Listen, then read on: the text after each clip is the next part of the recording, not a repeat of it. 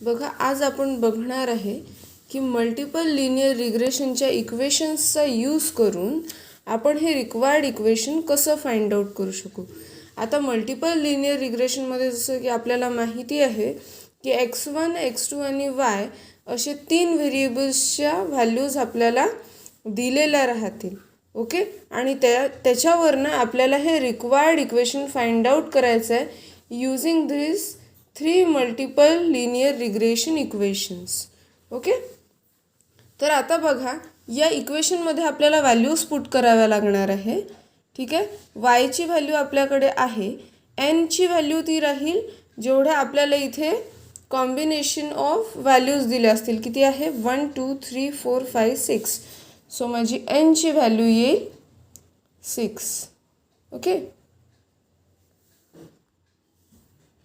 एनची value येईल माझी 6. Next आता काय हवं आहे मला? एची व्हॅल्यू तर मला नंतर फाइंड आउट करायची आहे. x1 गिव्हन आहे, x2 सुद्धा गिव्हन आहे. x1 इंटू वाय, तर आपल्याला इथे काय लागेल? x1 इंटू वायचा एक कॉलम लागेल. नेक्स्ट x1 आपल्याकडे आहे, x1चा स्क्वेअर नाही आहे, सो तो आपल्याला फाइंड आउट करावा लागेल, त्याचा एक कॉलम घेते मी. x1 इंटू x2 नाही आहे, सो x1 इंटू x2चा एक कॉलम घेते आहे. नेक्स्ट x2 इंटू वाय नाही आहे, सो x2 इंटू वाय आपल्याला कॅल्क्युलेट करावं लागेल. x2 आपल्याकडे आहे, x1 इंटू x2 इथे घेतला आहे आपण, आणि x2चा स्क्वेअरसुद्धा लागेल. अशा प्रकारे आपला टेबल येईल. आता आपल्याला या व्हॅल्यूज काय करावं लागतील? कॅल्क्युलेट कराव्या लागतील. सगळ्यात पहिले आपल्याला x1 इंटू वाय करायचं आहे प्रत्येक व्हॅल्यू करता. x1 इंटू वाय 0 इंटू 5 काय येईल? 0. x1 इंटू वाय म्हणजे 2 इंटू 10 20. ठीक आहे, नेक्स्ट काय येईल? आपलं कॅल्क्युलेटर जवळच ठेवायचं, जे कॅल्क्युलेशन जमत नाही ते कॅल्क्युलेटरने करायचे. 2.5 इंटू 9 बघू आपण काय येतं. 2.5 into 9 22.5. So 22.5. Next 1 into 0 0. 4 into 3 12 and 27 into 7 हवं आहे आपल्याला.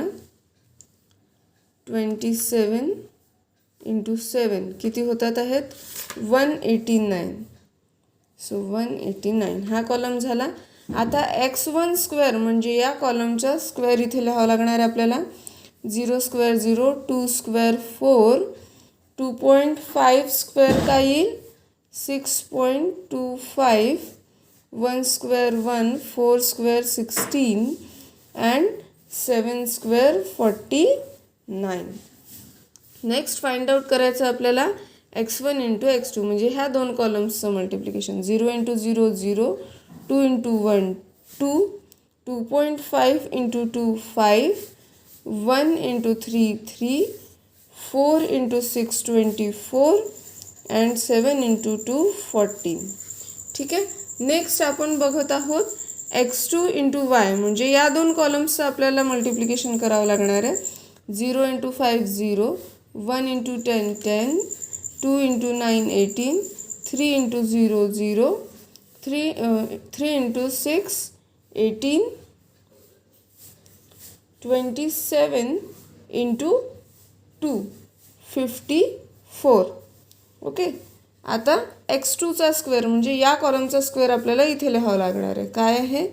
0, 1 square 1, 2 square 4, 3 square 9, 6 square 36, 2 square 4. अशा प्रकारे आपला टेबल येईल. आणि आता आपल्याला ह्या तिन्ही इक्वेशन्समध्ये व्हॅल्यू पुट करण्याकरता त्याची समेशन हवी आहे, म्हणून आपण एक समचा फायनल रो घेतला आहे ज्यामध्ये आपण कॉलमची सम करणार आहे. सो आपण 1 बाय 1 कॉलममधल्या एलिमेंट्सची सम करू. काय आहे? 0 2 2.5, 0 घ्यायची गरज नाही. 2 प्लस 2.5 प्लस 1 प्लस 4 प्लस 7. ठीक आहे, बघा 0 2 0 घेतल्याने आपण 2 plus 2.5 plus 1 plus 4 plus 7 equals to काय येतं आहे? 16.5. सो मी इथे लिहेल 16.5. नेक्स्ट x2ची समेशन करू. आता काय आहे? 1 प्लस 2 + 3 + 6 + 2 इक्वल्स टू काय येते आहे 14. सो मी इथे लिहेल 14. नेक्स्ट वायच्या कॉलम करता आपण याचे समेशन करू. काय आहे 5 + 10 15 15 + 3 18 18 + 9 27 and 27 into 27 54 54. ठीक आहे. त्यानंतर हे होईल 42.5 42 बघा 42.5 20 आणि 20.5 झालं 42.5 + 12 + 189 equals to 243.5. So 243.5. Next x1 स्क्वेअरचं समेशन काढूयात. 6.25 6.25 + 1 + 16 + 49 इक्वल्स टू 72.25. ठीक आहे.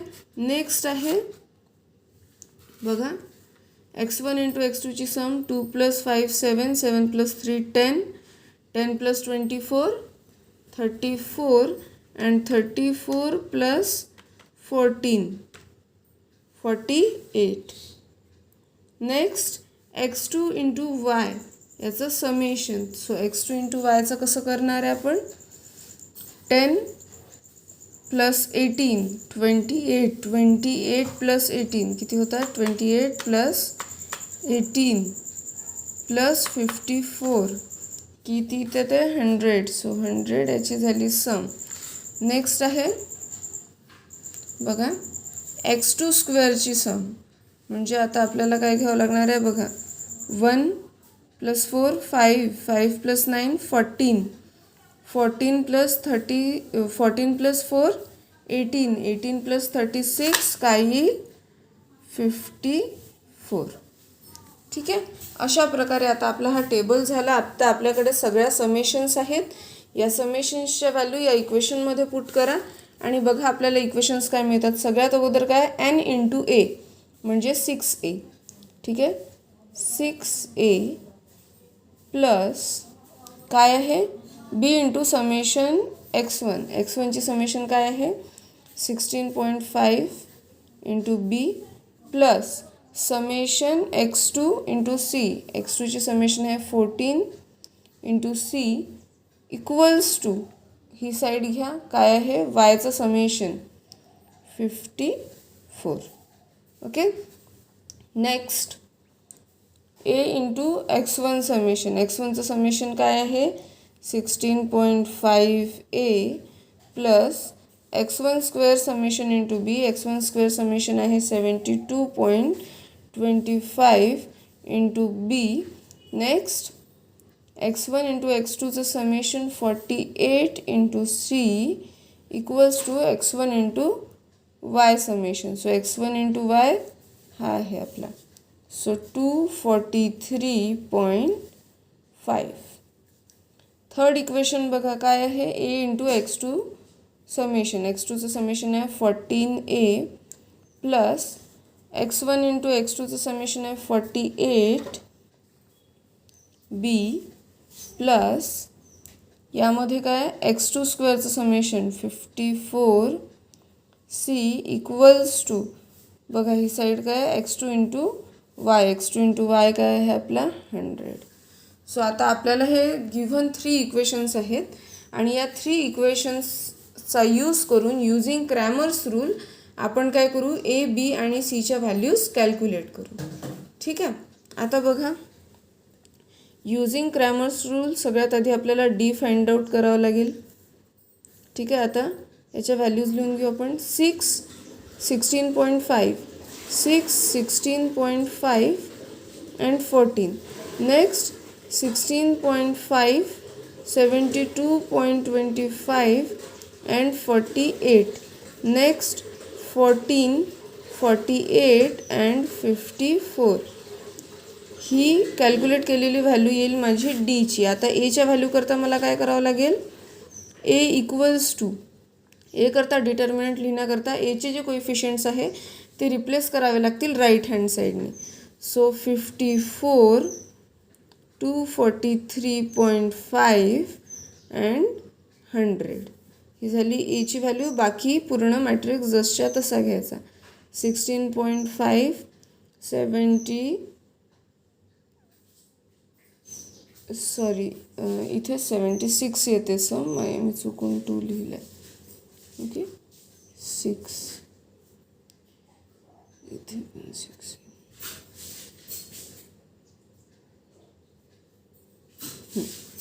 So 76.25 divide by divide by नाही. नेक्स्ट कंटेंट काय आहे 48, 14, 48, 54 इक्वल्स टू.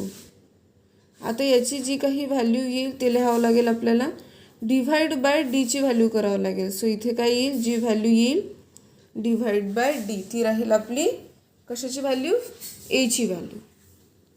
त्यानंतर सिमिलरली आपल्याला बीची पण तशीच फाइंड आउट करायची आहे. बी इक्वल्स टू या डिटर्मिनंटमध्ये हा कॉलम बीचे कोइफिशियंट्स आहे, तो हा कॉलम आपल्याला काय करावं लागेल, रिप्लेस करावं लागेल. आणि म्हणून आपल्याला इथे हा कॉलम जसा आहे तसाच लिहावं लागेल. 6, 16.5, 14 आणि या कॉलममध्ये राईट हँड साईड लिहावं लागेल म्हणजे 54, 243.5 and 100. Then 14, 48 and 54 divide by काय येईल इथे डी. आता आपण एवढे 3 डिटर्मिनंट्स आधी सॉल्व्ह करून घेऊ. बघा फर्स्ट डिटर्मिनंट कसं आपण सॉल्व्ह करणार आहे. तर डिटर्मिनंट आपल्याला माहिती आहे आपण कसं सॉल्व्ह करतो. मोडमध्ये जायचं, इथे मॅट्रिक्स दिसतं 6 नंबरवर, 6 नंबरची बटन प्रेस करायची. तिथे आपल्याला तो मॅट्रिक्स विचारतो की तुम्हाला कुठला मॅट्रिक्स हवा आहे. ठीक आहे, तुम्हाला कुठला मॅट्रिक्स हवा आहे. सो मी फर्स्ट मॅट्रिक्स हवा आहे आणि किती बाय कितीचा आहे, 3/3चा. सो 3/3 आहे फर्स्ट नंबरवरती, म्हणून मी इथे 1 घेते. आता ह्या मॅट्रिक्समधले कंटेंट्स यामध्ये पुट करा. काय आहे, 6 equals to 16.5 equals to, next 14 equals to 16.5 equals to 76.25 equals to 48 equals to 14 equals to 48 equals to and 54 equals to. Save करण्याकरता काय यूज करते मी, एसीची बटन. नेक्स्ट शिफ्ट आणि मॅट्रिक्स आहे 4th नंबरच्या बटनवर. सो मॅट्रिक्स डिटर्मिनंट हवा आहे 7 नंबरवर आहे 7. परत शिफ्ट मॅट्रिक्स ए मॅट्रिक्सचा मला डिटर्मिनंट हवा आहे, तो आहे 3 नंबरवर. 3 प्रेस केला आणि इक्वल्स टू, तर मला काय मिळालं, अशा प्रकारची व्हॅल्यू मिळाली. ते न्यूमरेटर डिनॉमिनेटरमध्ये दाखवत होतं म्हणून मी ही बटन प्रेस केली. ठीक आहे, 3400 ही व्हॅल्यू लिहून घेऊ आपण. काय आहे बघा, 3410.5. ठीक आहे, अशा प्रकारची ही व्हॅल्यू आली आपली. आता नेक्स्ट काय करू आपण, नेक्स्ट डिटर्मिनंट सॉल्व्ह करू. मोड परत मॅट्रिक्समध्ये जायचं, मोड मॅट्रिक्स 6 नंबरवर आहे 6. फर्स्ट मॅट्रिक्स 3/3चा आहे म्हणून 1.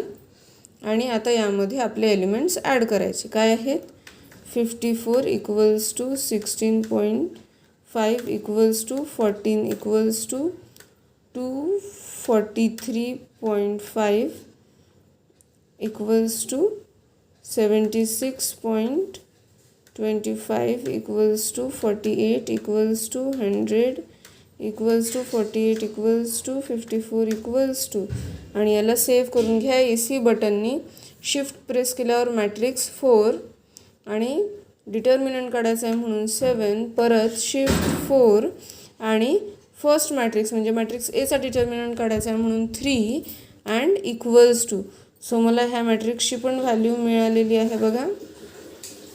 ह्या मॅट्रिक्सची व्हॅल्यू लिहून घ्या इथे. सॉरी, डिटर्मिनंटची व्हॅल्यू काय आहे 17052.5 डिव्हाइड बाय आपल्या या मॅट्रिक्सची व्हॅल्यू येईल काय 3410.5. इथे डी पुट करायचं होतं ना आपल्याला.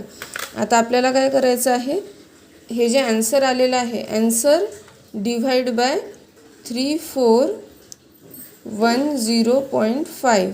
ठीक आहे, ही व्हॅल्यू इक्वल्स टू काय येत आहे 5. सो माझी ईची व्हॅल्यू झाली 5. आता सिमिलरली अशाच प्रकारे हा पण डिटर्मिनंट तुम्हीच फाइंड आउट करायचा आहे. आणि ह्या डिटर्मिनंटची व्हॅल्यू सॉल्व्ह केल्यानंतर येते 13642 डिव्हाइड बाय आपली ही डीची व्हॅल्यू जी आपण वरती इथे कॅल्क्युलेट केली 3410.5 आणि याचं डिव्हिजन येतं 4. ओके, नेक्स्ट आता आपल्याला काय करायचं आहे बघा.